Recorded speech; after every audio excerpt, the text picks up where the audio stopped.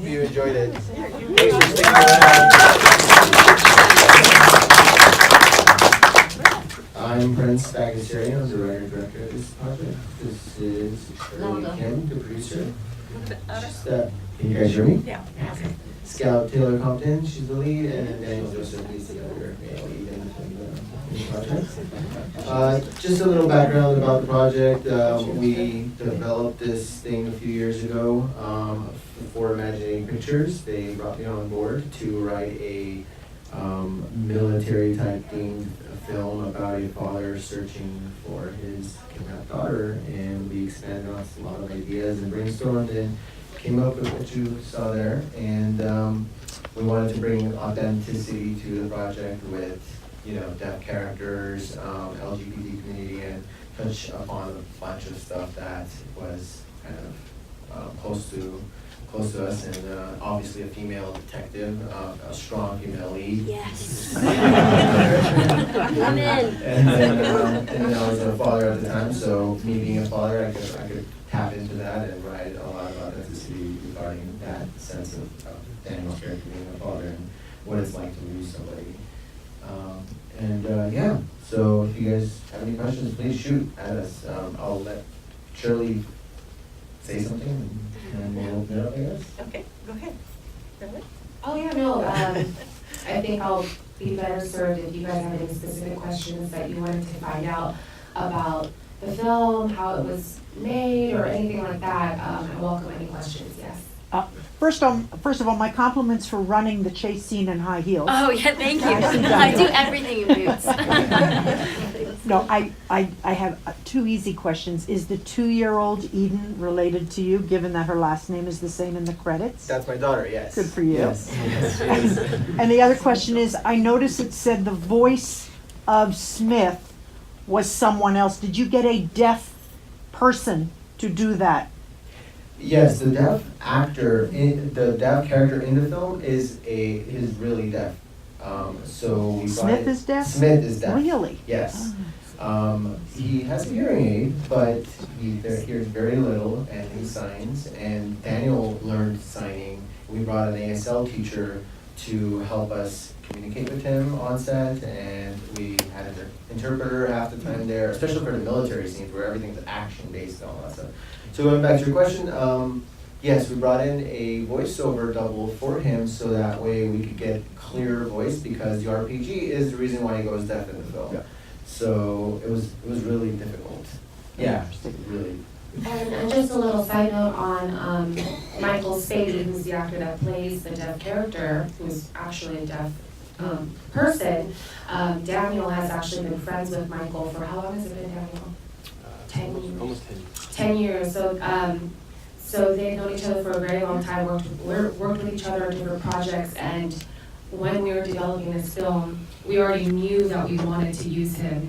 We were looking for ways to, as you can imagine, he was just ecstatic with this opportunity because they're not ever really given such a pivotal role in a film.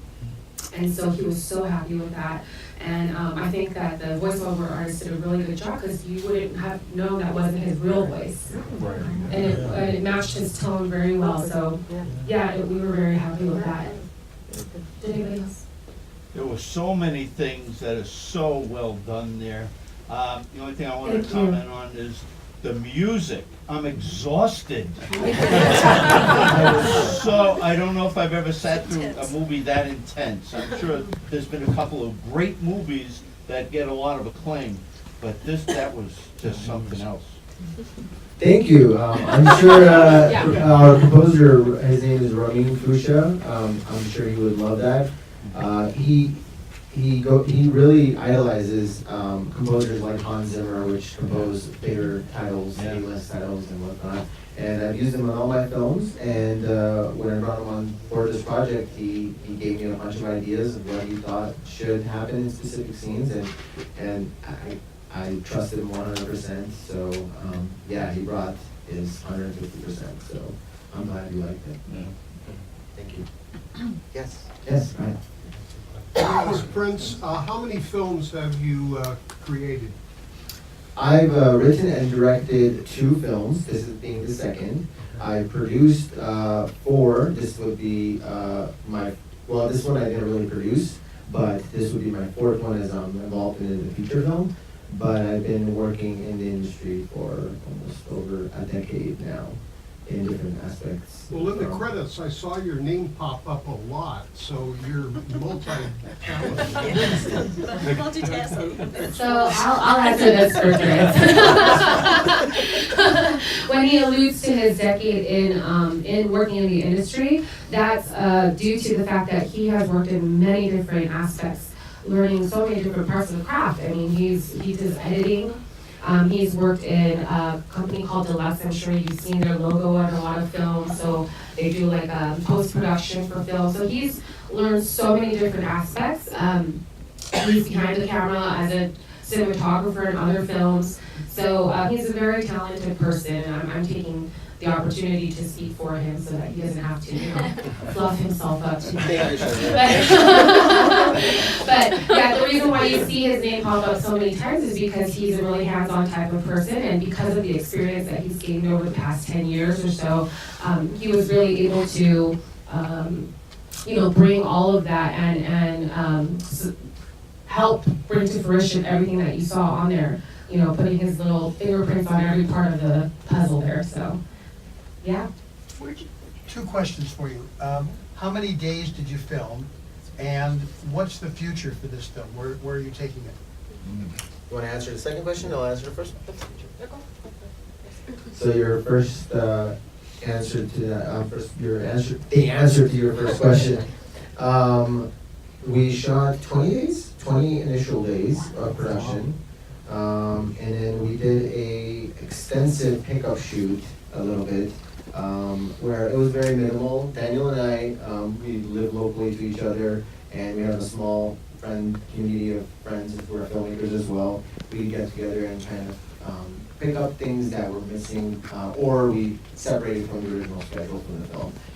Because it's a big film, and when you read the script, half of the things you question, and you're like, how are we going to do this on such a small budget, And the budget was barely enough to make it work for those 20 days, so we had to separate a lot of stuff out from those initial production days to achieve a lot of it.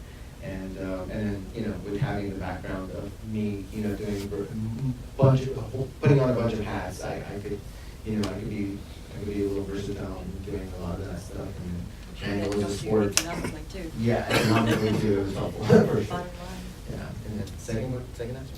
Yeah, as of right now, we are just so pleased to have festivals recognize us, and we've been enjoying, bringing this to audiences and having you guys be able to see what we've poured ourselves into for the past few years. We don't have any definite future plans, but right now the festivals are definitely what are on our radar right now. And then hopefully from there, after that, we can get into some more solid discussions with buyers and distributors. But as of right now, there's tons of people, just because of the genre, and people have seen the trailer and they are very impressed with how it looks like. So they've been knocking down all of our doors, but we've just sort of been holding on because we want to just have fun with it, and we want to bring it to audiences on this grassroots level of the festivals and things like that. So that's just where we're at currently. Thank you. Mm-hmm. Okay, a couple of questions. Oh, let me go. No, go to her. Let's go back through really quick. The back row there. Fine. Yes. What was the most difficult thing to shoot? And I'd like to hear from the actors as well as both of you. Yeah, definitely. Running in those boots. Honestly, probably the fight scene was probably the most difficult, but it honestly was the most exciting for me to do. So I felt very strong. And Michael is amazing to work with, so that's probably. Also to note, a lot of these nights were extremely cold, so she was running in boots, but it was also freezing cold. It was late at night or early in the morning. So yeah, I mean, there was a lot of, to be honest, when you're working on this kind of a budget, a lot of difficult shoots. Yeah, actually we shot most of it here in LA, locally.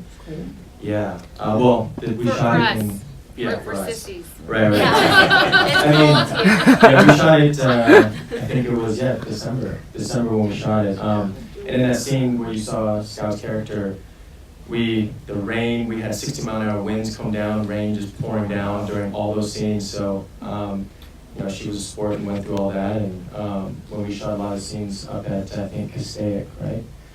Yeah, just a lot of, it was just really cool night. So all of our crew was just working through that, and yeah, but it also made it really exciting as well too. You know, and everybody on these independent projects just pulling together, and the energy is there, and I believe that's what we see when we watch the movie. So.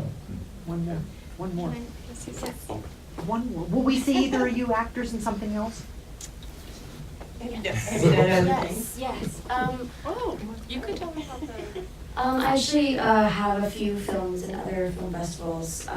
I am on Nashville right now, going back to that, which is CMT now, it's not BBC. But yeah, I have one coming up in the Sci-Fi Sedona Film Festival. It's called Cynthia, so yeah. I was able to produce this film as well. This is actually the 5th film I've done with Shirley.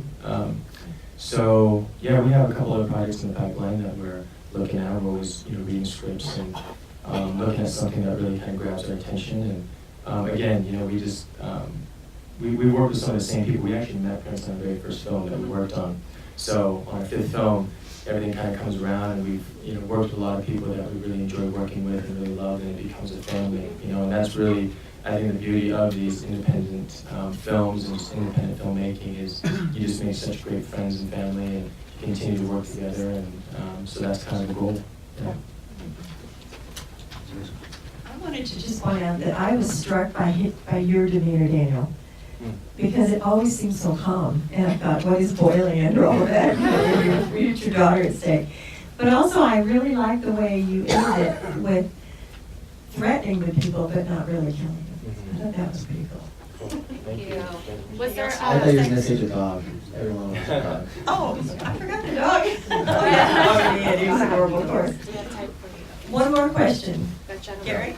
I just wanted to comment that you created an engaging film that from the beginning to the end holds everyone's attention. And the flashbacks that you had really brought the whole, I think, brought the whole theme of what your film was about. Thank you. Thank you so Thank much. you. I appreciate it. Thank you very much. Yes.